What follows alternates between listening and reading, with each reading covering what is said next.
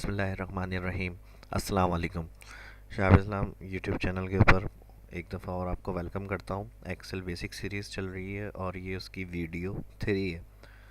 और इस वीडियो के अंदर इस क्लास में आज मैं आपको माइक्रोसॉफ्ट एक्सेल के अंदर फ़ॉन्ट सेक्शन होम मेन्यू चल रहा था। होम मेन्यू के अंदर मैंने आपको इससे पिछली वीडियो में थोड़े बहुत इंट्रोडक्शन वगैरह के हवाले से बताया था एक्सेल के।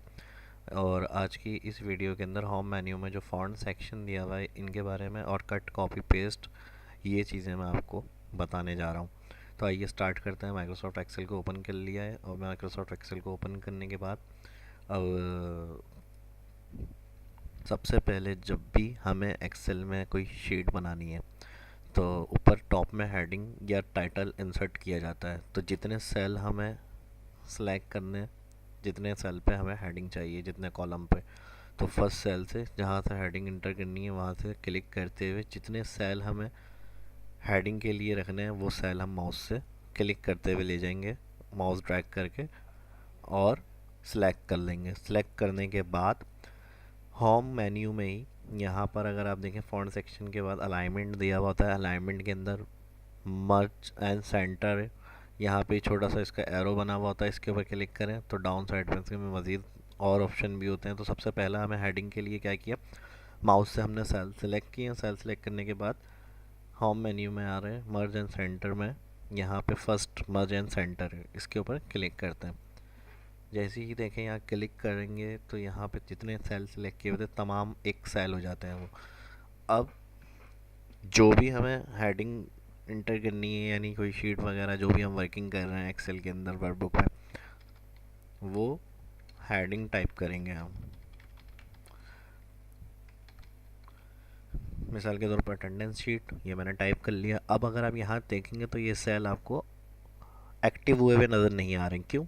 जब भी हम किसी सेल में टैक्स का वैल्यू लिखते हैं एक्सेल में तो वहाँ कर्सर आपका एडिट हुआ हुआ होता है, कर्सर ब्लिंक कर रहा होता है। तो इसके लिए अगर आपको ऊपर के ऑप्शन चलाने, सबसे पहले एडिट ख़त्म करना होता है, कर्सर जो एडिट होता है ब्लिंक कर रहा होता है। तो इसको ख़त्म करने के लिए तो हम इस कैप का बटन भी दबा सकते हैं, लेकिन इस कैप के बटन के साथ क्या हो रहा है, हेडिंग जो थी हमारी वो भी डिलीट हो रही है। तो इसके लिए फिर हम ये करेंगे, कहीं भी बाहर सैंपल क्लिक कर लें माउस से और वापस उसी सेल के ऊपर क्लिक कर दें।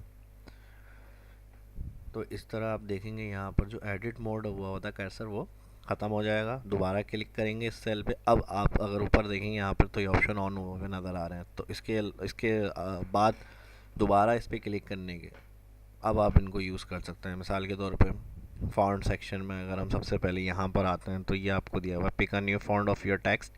जो सेल, इस बात का को ख़ास ख्याल रखना है, जो सेल आपने क्लिक किया हुआ है जिस सेल पर, वहीं पे ये अप्लाई हो रही है जो भी हम यहाँ से फॉन्ट सेक्शन से ऑप्शन चला रहे हैं। अगर कहीं और किसी सेल में ब्लैंक पे रखा होगा तो कोई भी एक्शन परफॉर्म नहीं होगा।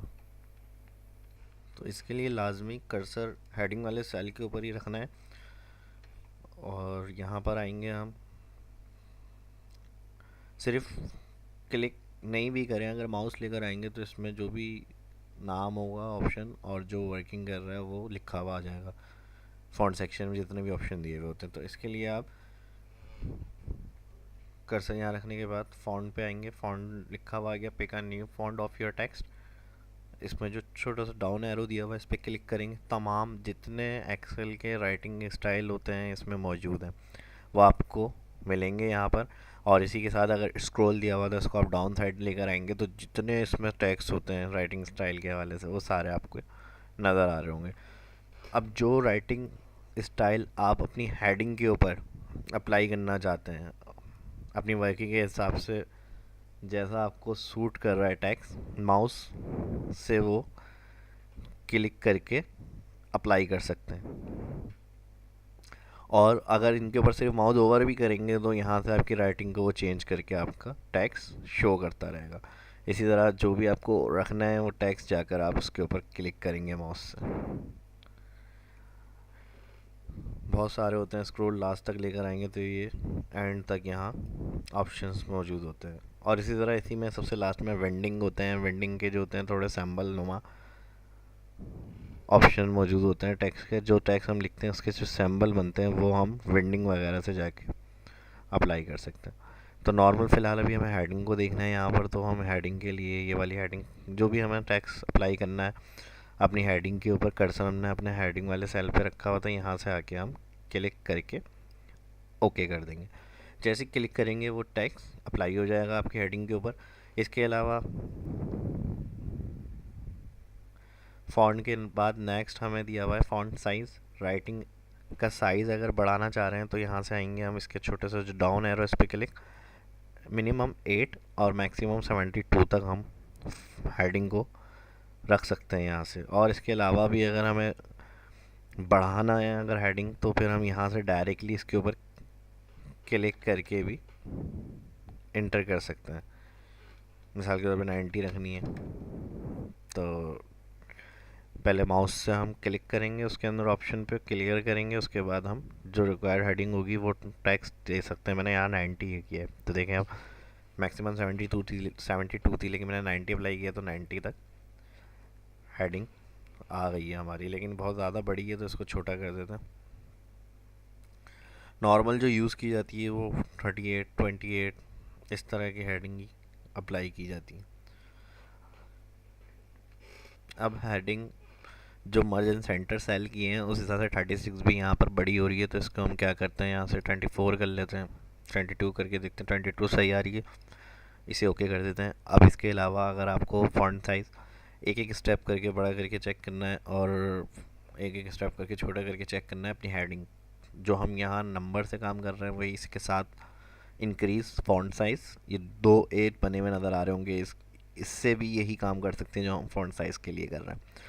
इंक्रीज़ फॉन्ट साइज से ये बड़ा करेगा आपकी हेडिंग, जहाँ पे कर्सर होगा या टेक्स्ट में या हेडिंग पे, तो वहाँ से उस फॉन्ट को या हेडिंग को इंक्रीज़ से बड़ा करेगा, उसके बराबर में डिक्रीज़ उससे कम कर सकता है। अगर आप यहाँ चेक करें तो वही फॉन्ट साइज़ कम हो रहा है और ज़्यादा हो रहा है।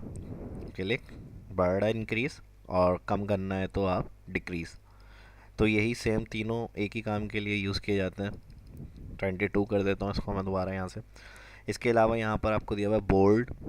बोल्ड से क्या होता है, जो भी टेक्स्ट आपने सेलेक्ट किया हुआ होता है उसको थोड़ा सा शार्प करना या मोटा करके देखना चाह रहे हैं तो फिर हम बोल्ड करते हैं। क्लिक करेंगे तो अप्लाई होगा। अब जैसे यहाँ अगर आप चेक करें तो बोल्ड क्लिक हुआ हुआ नज़र आ रहा है, इसको क्लियर करना है तो दोबारा बोल्ड पे क्लिक। इसी तरह इटैलिक, स्टाइलिश टेक्स्ट करने के लिए हम इटैलिक यूज़ करते हैं। थोड़ा सा क्या करेगा, ये इस तरह से लिखा हुआ नज़र आएगा, क्लियर करना है दोबारा इसी पे क्लिक, नॉर्मल। अब इसके अलावा आपने देखा होगा बहुत से टेक्स्ट की हेडिंग ऐसी होती है जिसमें नीचे लाइन लिखी हुई आ रही होती है, अंडरलाइन कहलाती है वो, यहाँ से हम दे सकते हैं अंडरलाइन, छोटा सा एरो इसमें भी। अब ये कह रहा है सिंगल अंडरलाइन या फिर डबल, इस तरह से हम डबल करना है डबल, सिंगल करना है सिंगल। क्लियर करने के लिए बोल्ड इटैलिक अंडरलाइन को क्या करेंगे, उसी सेल पे जिसमें हमने अप्लाई करा है क्लिक करेंगे तो यहाँ से अप्लाई हुआ नज़र आ रहा है, दोबारा उसी पे क्लिक, तो समझ में आ गया होगा बोल्ड इटैलिक अंडरलाइन। इसके अलावा नॉर्मल जब भी हमें कोई कॉलम बनाने हैं, यानी शीट बनाते वक्त हमें कुछ कॉलम बनाने हैं यहाँ पे, तो वो काम करने के बाद लाजमी हम जितना हमने काम किया हुआ होता है उन सारे कॉलम को सिलेक्ट करके यहाँ से जाते हैं बॉर्डर के ऑप्शन के अंदर, और बॉर्डर में बॉटम टॉप मुख्तलिफ़ तरीक़ों से बॉर्डर को अप्लाई करते हैं, लेफ़्ट राइट। और इसमें जो इंशाल्लाह मैं एडवांस लेवल की शीट्स बनवाना शुरू करेंगे सीरीज़ को, तो हम यहाँ से जो मुख्तलिफ़ तरीक़ों से बॉर्डर के ऑप्शन है, फॉर्मेटिंग वगैरह किस तरह कर सकते हैं, ये मतलब उसके अंदर आपको इनकी वर्किंग के हवाले से बताऊँगा। फ़िलहाल जो बेसिक शीट्स वगैरह थी उसके अंदर तो हमने नॉर्मल पहले भी ऑल बॉर्डर अप्लाई किए, तो जितने हमने सेल सेलेक्ट किए हुए होते हैं ऑल बॉर्डर सेलेक्टेड तमाम सेल के ऊपर कॉलम और रॉ बनी हुई आ जाती हैं, यानी शो हो जाते हैं। उसके अलावा अगर हमें हेडिंग को थोड़ा डिफरेंट करके दिखाना है तो उसे सिलेक्ट करेंगे, यहाँ से थिक बॉर्डर थोड़ा डार्क करने के लिए उसको थिक बॉर्डर कर सकते हैं। और इसके अलावा आउटसाइड को सिर्फ थिक करना है तो आउटसाइड को भी कर सकते हैं, यहाँ से जाके थिक बॉर्डर ये डार्क कर देगा आउटसाइड। इस तरह से फिर हम मुख्तलिफ़ तरीक़ों से bottom border, top border, left right वगैरह बॉर्डर को अप्लाई करते हैं। इस तरह हेडिंग को इंसर्ट करना है तो हेडिंग को भी यहाँ से कवर कर सकते हैं। नेक्स्ट इसके बाद आ रहा है हमारे पास हाईलाइट। अब जैसे हेडिंग है, इसको हमें कलर को, बैकग्राउंड जो आ रहा है इसका हेडिंग का मार्जिन सेंटर, इसको कलर करना है तो हम यहाँ से जाएंगे। यहाँ पे सारे इसके फिल के कलर के ऑप्शन है, यहाँ से जाके हम कोई भी कलर अप्लाई करते हैं। क्लिक किया, फिल जो सिलेक्ट किया हुआ होगा उसका फिल कलर, और उसके अंदर अगर कोई राइटिंग है वो कलर आपको चेंज करना है तो इसके लिए फिर उसके साथ फॉन्ट कलर का ऑप्शन है, इसमें जाएंगे, यहाँ से उसकी राइटिंग के लिए फॉन्ट कलर को चेंज कर सकते हैं। अब मिसाल के तौर पे ये हेडिंग हमने दी है, लेकिन हमने जो कॉलम या शीट वगैरह बनाई थी उसके यहाँ तक रेंज आ रही है पूरी, मिसाल के तौर पे इसको मैं सेलेक्ट करके ऑल बॉर्डर करता हूँ। अब हेडिंग जो है वो हमें यहाँ तक दी हुई है, अप्लाई की है, लेकिन बाद में काम करने के बाद हमें हेडिंग को पूरे यहाँ तक कवर करना है। तो इसके लिए जो फॉर्मेट और जो हाईलाइट बैकग्राउंड किया हुआ था, कलर किया हुआ फॉन्ट, वही सेम आपको अप्लाई करना है। तो इसके लिए आप क्या करते हैं, जहाँ तक आपको हेडिंग दोबारा से पूरे कवर एरिया पे चाहिए उसको सिलेक्ट कर लें हेडिंग वाले सेल के साथ, और यहाँ पर आए मर्ज इन सेंटर पर एक दफ़ा क्लिक करें, अनमर्ज हो जाएगा। इससे राइटिंग का कलर और जो फिल कलर है वो ख़त्म नहीं होता, अनमर्ज से सेल जो मर्ज थे वो ख़त्म हो जाएंगे। सिलेक्शन क्योंकि आपने यहाँ बनाई हुई है, जहाँ तक आपको हेडिंग पूरी कवर करानी है उन सेल के साथ हेडिंग को सिलेक्ट करके आपने अनमर्ज किया, तो अब दोबारा जब मर्ज करेंगे पूरे सेल कंप्लीट वहाँ तक हेडिंग करके शो हो जाएगी आपकी। और इसके अलावा अगर आप यहाँ पे भी देखेंगे तो टोटल 6 अलाइनमेंट होती हैं। अभी मिसाल के तौर पे यहाँ पर जो मर्जन सेंटर की है, हेडिंग सेंटर में आ रही है, इस तरह से आप राइट साइड कर सकते हैं, इस तरह से लेफ़्ट कर सकते हैं, इस तरह से सेंटर। और इसके अलावा ऊपर अगर आप देखें तो बॉटम, टॉप और मिडल, इस तरह से भी हम इसको हेडिंग को टॉप मिडल बॉटम पे सेट कर सकते हैं। तो यहाँ से इसको हम मिडल कर देते हैं और साइज़ को थोड़ा सा बड़ा कर देते हैं। तो इसके साथ बोल्ड वगैरह फॉन्ट सेक्शन के अंदर जो हमने ऑप्शन थे वो इस वीडियो के अंदर कवर किए हैं। अलाइनमेंट के बारे में मैंने आपको बता दिया, मर्ज एंड सेंटर के बारे में मैंने आपको बता दिया, और इस क्लास को इतना यहाँ तक ही रख लेते हैं। मिलते हैं नेक्स्ट वीडियो के अंदर, उसके अंदर मैं फिर कट, कॉपी और जो फाइल के ऑप्शन होते हैं इनके बारे में आपको ऑप्शन समझाऊंगा, और कट, कॉपी वगैरह और फॉर्मेट पेंटर, इन ऑप्शंस को फिर हम कवर करेंगे। इसकी प्रैक्टिस करें, वीडियो अच्छी लगी तो दोस्तों के साथ शेयर करें, चैनल को सब्सक्राइब करें और अपनी दुआओं में मुझे याद रखें। मिलते हैं नेक्स्ट वीडियो में, इजाज़त दीजिए, अल्लाह हाफिज़।